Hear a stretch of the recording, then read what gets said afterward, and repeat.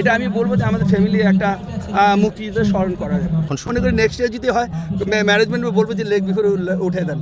না এটা আসলে সিরিয়াস না। বিষয়টা হলো যে নর্মালি এইসব খেলায় আমরা আশা করি যে আম্পায়ার একটু ছাড় দিবে ব্যাটসম্যানকে। না এটা আসলে সিরিয়াস না। বিষয়টা হলো যে নর্মালি এইসব খেলায় আমরা আশা করি যে আম্পায়ার একটু ছাড় দিবে ব্যাটসম্যানকে, মানে একবার পায়ে লাগলে আউট দিবে না, দ্বিতীয়বার লাগলে আউট দিয়ে দেখ। কারণ নর্মালি এইসব খেলাগুলোতে আসলে ব্যাটসম্যানদের একটু ফ্লেক্সিবিলিটি দেওয়া হয়, কারণ ব্যাটসম্যান তো একবারই সুযোগ পায়। সেই জায়গা থেকে বললাম ভাই আউটটা না দিলেও হতো, এলবি আছে নাকি এই খেলায়, সো জাস্ট মজা করে বলেছিলাম। বাট পরে দেখলাম যে আম্পায়ারটা খুবই সিরিয়াস, রফিক ভাইকে এলবি দিল, আশরাফুলকে দিল, পরে আবার জাভেদ ভাই নামলো তখন দিল। বেসিক্যালি এই ধরনের ফান গেমগুলোতে অনেক সময় ব্যাটসম্যানদের ফার্স্ট অপরচুনিটি আসলে সেটা অনেক সময় আম্পায়ার একটু ছাড় দেয়। তো স্বাভাবিকভাবে প্রফেশনাল আম্পায়ার তাদেরকে কোনো অ্যাডভাইস করা ছিল না, গাইডলাইন দেওয়া ছিল না, এই কারণে আসলে জাস্ট এটা ফান করি, সিরিয়াস কিছু না। But that was A plum out. শুরু থেকে এই দল গোছানো শুরু করেছে, আলহামদুলিল্লাহ আমরা যেভাবে চেয়েছি গুছাতে পেরেছি। আমি এখনো পর্যন্ত বিপিএল এ কোনো দলই মাঠে নামেনি, সো বিপিএল এর স্ট্যান্ডার্ড যে আমরা যেভাবে বলি সেই তুলনায় কি মাঠে নামার প্রসেস সহ সব কিছুকে একটু পেছানো এবং একটু অগোছালো মনে হচ্ছে কিনা? আমি স্ট্যান্ডার্ড বা অন্যান্য বিষয়গুলো বলবো না, আমি যেটা বলতে পারি আমাদের টিম যেটা সেটার বিষয়ে বলতে পারি। আমরা 20 তারিখ ইনশাল্লাহ শুরু করব। স্বাভাবিকভাবেই 20 তারিখ 21 তারিখ দুদিন আপনারা জানেন যে আমরা ঢাকায় করব। 22 তারিখ আমরা একটা প্র্যাকটিস ম্যাচ খেলবো রংপুর রাইডার্সের সঙ্গে বসুন্ধরায়, তারপর আমরা 23 তারিখে সিলেটে যাবো। সো আপাতত এইভাবেই প্ল্যানটা সাজানো আছে। সোফার এভাবে না, আপনি যদি একটা জিনিস লক্ষ্য করেন, প্লেয়াররা কিন্তু জাস্ট এনসিএল শেষ করেছে, তারপরে এক সপ্তাহের একটা ব্রেক দেওয়ার প্ল্যান ছিল, যেটা খুবই স্বাভাবিক। তারপরে আবার 16 ডিসেম্বরে ম্যাচ খেলছে, আপনি দেখবেন আমাদের প্রায় 7 জন প্লেয়ার খেলছে এই ম্যাচটাতে।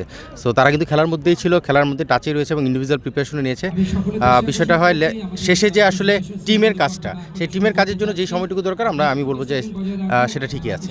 সামনে তো সিরিয়াস খেলা শুরু হচ্ছে, আপনি রাজশাহী ওয়ারিয়র্সের কোচ, দলটা কেমন গোছালেন? দলটা কেমন গুছিয়েছি আমাদের সাইড থেকে, আমরা ম্যানেজমেন্টে যারা ছিলাম যখন শুরু থেকেই দল গোছানো শুরু করেছি, আলহামদুলিল্লাহ আমরা যেভাবে চেয়েছি গুছাতে পেরেছি। আপনারা যদি কাগজে কলমে দেখেন মনে হবে যে একটা ব্যালেন্স দল, বাকিটা আসলে মাঠে খেলতে হবে। বাট সোফার এখন পর্যন্ত প্রথম কাজ যেটা দল গোছানো, সেই কাজটা আমরা সাকসেসফুলি করতে পেরেছি। বাকি কাজগুলো আমাদের ম্যানেজমেন্টটা স্টেপ বাই স্টেপ সুন্দরভাবে গুছিয়ে নিচ্ছে। 10-এ কত দিবেন রাজশাহী ওয়ারিয়র্সকে? আমি আসলে এইভাবে নাম্বারিংয়ে বিশ্বাসী না, বাট আমরা চ্যাম্পিয়ন হওয়ার জন্যই খেলবো ইনশাল্লাহ। বাকিটা তো সময়ের সঙ্গে সঙ্গে যে প্রসেস মেনটেন করে আগাতে হয় সেটাতে ইনশাল্লাহ লাগানোর চেষ্টা করবো। আর জিমি নিশান নতুন অ্যাড হয়েছে রাজশাহী ওয়ারিয়র্সে, মানে কতটা ভ্যালু অ্যাড করবে তিনি? না, নিশ্চিতভাবে আমাদের টিম কম্বিনেশনে এই ধরনের একজন প্লেয়ারকে আমরা অ্যাড করবো, এরকম একটা প্ল্যানই ছিল আমাদের, যেটা আইএলের পরে অ্যাড হওয়ার কথা। তো স্বাভাবিকভাবেই আমরা যখন টিম গঠন করেছি, ড্রাফটের আগে কিছু প্লেয়ারকে আমরা ডিরেক্ট সাইনিং করেছি এবং লোকাল প্লেয়ারদেরকে আমরা সেভাবে কালেকশন করেছি, এবং মাঝখানে ওই জায়গাটা আমরা একটা স্পেস রেখেছিলাম যে এরকম কাউকে আমরা যদি কালেক্ট করতে পারি বা টিম ইনক্লুড করতে পারি, সেটা টিমের স্ট্রেন্থ বাড়াবে। সো স্বাভাবিকভাবে এটা একটা স্ট্র্যাটেজির প্ল্যান ছিল, পার্ট ছিল, এবং সেটাই আমরা সাকসেসফুলি করতে পেরেছি। পরিবারের কথা বললেন, আপনার নাতিকে দেখলাম, সেই কতটা এনজয় করেছে আপনার? নাতি তো মাশাল্লাহ এই আসলো একটু অসুস্থ, তারপরে আসলো ওই করাতে, ওই তো বলতেছে যে আমি ওখানে খেলবো। আমি বলছি দাদা একটু সময় লাগবে, তুমি খেলো। বাট মাশাল্লাহ ওই এখন দেখা যাচ্ছে মোটামুটি একটু বেসিক ভালো আছে।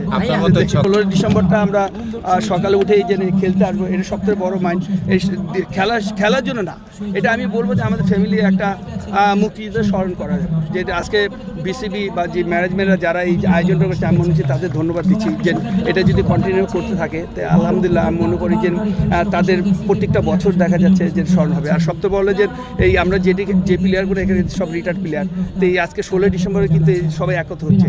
এরপরে দেখেন কালকে থেকে কেউ এরকম আপনি গুছা পারবে না। তা আমি মনে করি যে এটা সবথেকে বড় একটা মিলন মেলা হবে। আপনি এই বিশ্বকাপ বাংলাদেশের দলটা কেমন দেখছেন, টি-20 দলটা?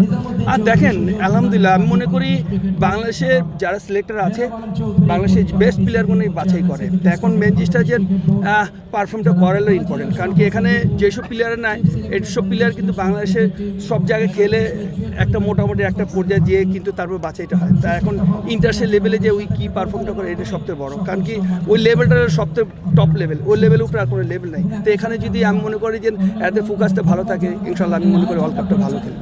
কাকায় নাকি এখন দেখি এই বয়সে তো বোঝা যাবে না, তো ইনশাল্লাহ যখন দেখা যায় যে 8-10 বছর 15 বছর হবে, তখন বোঝা যাবে যে কুদিক যাচ্ছে। আগে মেন জিনিসটা হলো যে ভুলটা আমরা করেছি, এই ভুলটা যেন আমার নাতি না করে, যেটা লেখাপড়া।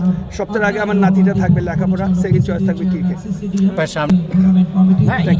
আজকের ম্যাচ নিয়ে একটা প্রশ্ন, সেটা হচ্ছে প্রথমে বোলিং করতে নেমেই জাভেদ ওমর যেভাবে আউট করলেন, এবং জাভেদ ওমর বেলিং উনি কিন্তু মন খারাপ করে যাচ্ছিলেন এবং আপনার দিকে তাকিয়েছিলেন, এই মোমেন্টটা কেমন ছিল? আর দেখেন লেগ বিফোর তো আমাদের 4 জন দিয়েছে, আমি লেগ করেছি, আশরাফুল লেগ করেছে, হান্নান শাহ লেগ করেছে। তাই আমি মনে করি নেক্সট ইয়ার যদি হয় ম্যানেজমেন্ট বলবো যে লেগ বিফোর উঠে দেন, কোনো লেগ বিফোর থাকবে না।